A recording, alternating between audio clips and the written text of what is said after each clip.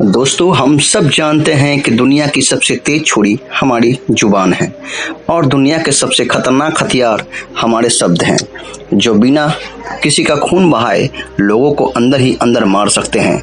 हमारे शब्द हमारी ताकत हो सकते हैं, उसी के साथ यह हमारी सबसे बड़ी कमजोरी भी हो सकते हैं।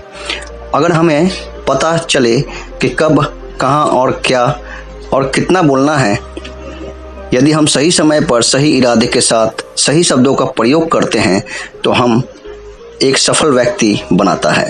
लेकिन अगर हम सही समय पर सही इरादे से सही शब्दों का इस्तेमाल नहीं करते हैं तो यह हमारे जीवन को नर्क से बदतर बना सकता है। तो चलिए जानते हैं एक कहानी के माध्यम से चुप रहकर जीवन को कैसे बदला जा सकता है।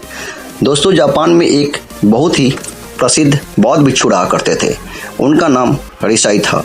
रिसाई अकेले रहते थे। दुनिया के शोर शराबे से दूर जंगल में वो रहते थे और वह बड़े ही ध्यानी और प्रभु भक्त थे, इसलिए वह पूरे जापान में बहुत प्रसिद्ध थे। एक दिन एक राजकुमार रिसाई के पास आया और बोला, हे प्रभु, मैं हमेशा थका हुआ, निराश और परेशान महसूस करता हूँ। मेरा मन बहुत अशांत रहता है, लेकिन मेरे पास सब कुछ है, दौलत, शोहरत, सुख सुविधाएं जो हर व्यक्ति चाहता है या पाने की चाहत रखता है, लेकिन फिर भी मेरे अंदर इतनी अशांति और चिंता क्यों है। रिसाई ने उसकी बात सुनी, बहुत ध्यान से सुनी और कुछ सोचने के बाद कहा, तुम इस प्रश्न का उत्तर जानते हो, बस तुमने कभी इस प्रश्न को हल करने की कोशिश नहीं की है। रिसाई ने आगे कहा, मैं एक खोज करना चाहता हूँ, क्या तुम मेरा साथ उसमें दोगे? इस खोज के बाद तुम्हारे जीवन में किसी भी तरह की अशांति और चिंता नहीं रहेगी। यह बात सुनकर राजकुमार बहुत खुश हुआ। उसने रिसाई से कहा, बताइए मुझे क्या करना होगा? अपने मन की शांति के लिए मैं कुछ भी करने को तैयार हूँ। राजकुमार की बात सुनकर रिसाई ने कहा, तो फिर अगले 15 दिन तक मेरे आश्रम में रहोगे और एक सामान्य व्यक्ति की तरह अपना जीवन व्यतीत करोगे और इन 15 दिनों में तुम अकेले और चुपचाप रहोगे, जितना हो सके कम बोलोगे। राजकुमार सहमत हो गया। पहले दिन राजकुमार को लगा कि उसका मन सामान्य से अधिक अशांत और विचलित है। उसके मन में तरह तरह का विचार आ रहे थे और वह आम लोगों की तरह जीवन में जीने में असहज महसूस कर रहा था और उसे अंदर से बोलने की चाहत हो रही थी, लेकिन वह चुपचाप रहा। उसके मुंह से एक शब्द भी नहीं निकला। अगले दिन वह वैसे ही पूरा दिन चुपचाप बैठा रहा। अगले 2 से 3 दिन बस वह चुपचाप बैठा रहता, लेकिन रात होते होते उसे अंदर ही अंदर शांति का अनुभव होने लगा। उसके लिए यह अनुभव अजीब था। वह खुद से पूछ रहा था कि वह अंदर ही अंदर इतना खुश क्यों है। अगले दिन राजकुमार अकेला चुपचाप बैठा रहा और वह प्रकृति को निहारने लगा। वह पौधों को, फूलों को, आकाश में उड़ रहे पक्षियों को देख रहा था। वह अपने जीवन में पहली बार यह अद्भुत दृश्य महसूस कर रहा था कि उसके आसपास कितनी सुंदरता है। अब वह दिन भर प्रकृति की सुंदरता को निहारता रहता और ताजगी महसूस करते रहता। इसी तरह से 10 दिन बीत गए और उसके मन की सारी बेचैनी, सारी हलचल और सभी तरह के तनाव गायब हो गए। 11वें दिन वो सुबह राजकुमार फिर से एकांत में बैठ गया और कुछ ही मिनटों में उसकी आंखें अपने आप बंद हो गई और वह गहरे ध्यान में चला गया।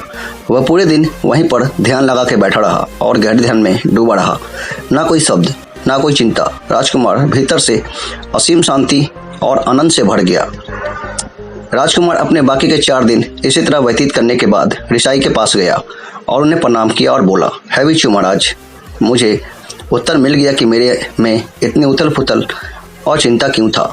मैं जान गया कि मेरा मन इतना अशांत और विचलित क्यों था।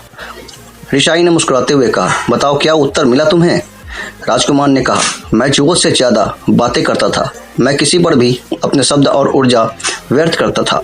मैं दिन भर अपने लोगों से फालतू बातें करता था। अकेले में उन्हीं लोगों के बारे में सोचता रहता था। ज़्यादातर समय नेगेटिव बातें सोचता रहता और इस तरह से मैं अपना समय बर्बाद कर देता था। ज़्यादा बोलने और नेगेटिव सोचने से मेरा मन अशांत और बेचैन हो गया था। इसी वजह से मैं किसी काम को ठीक से नहीं कर पा रहा था, जिसकी वजह से मैं हर काम में असफल होने लगा और फिर इन्हीं लगातार मिलने वाली असफलताओं की वजह से ही मैं उदास और चिड़चिड़ा हो गया था। इन्हीं सभी चीज़ों की वजह से मेरा जीवन बर्बाद हो रहा था। यहाँ पर हुए 15 दिन मेरे लिए पूरी तरह से अलग थे। मुझे कुछ अलग ही एहसास यहाँ पर हो रहा था। अब मुझे ऐसा लग रहा है मैं अपना जीवन पूरी तरह से जी रहा हूँ। लेकिन इसके पहले मैं अपना जीवन गलत तरीके से जी रहा था। जीवन में खुद को जानना और समझना बहुत जरूरी होता है, जो मैंने पिछले 15 दिनों में अनुभव किया।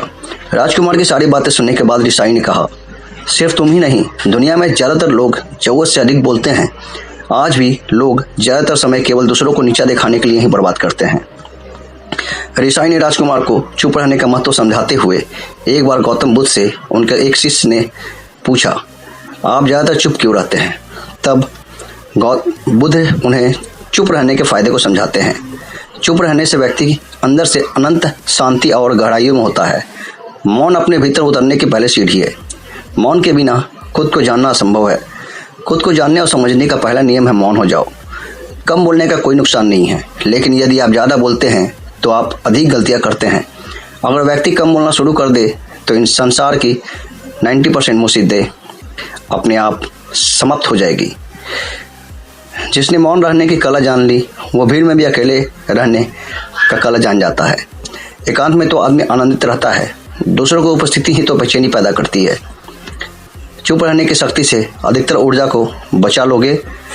दोस्तों, इस कहानी से हमें यह सीखने को मिलता है कि चुप रहने में भी एक अद्भुत शक्ति होती है। अगर हम सही समय पर सही शब्दों का प्रयोग करते हैं तो हम अपने जीवन को सकारात्मक दिशा में बदल सकते हैं। चुप रहने से हम अपने आत्मा की गहराइयों में जा सकते हैं और अंदर से शांति का अनुभव कर सकते हैं। इससे हम अपने विचारों और भावनाओं को साफ करके अपने जीवन को सकारात्मक बना सकते हैं। चुप रहने की कला हमें सीखनी चाहिए ताकि हम अपने शब्दों का सही इस्तेमाल कर सकें और अपने और दूसरों के जीवन को सुधार सकते हैं। दोस्तों, उम्मीद करते हैं आपको चुप रहने का महत्व बहुत ही कहानी पसंद आई होगी।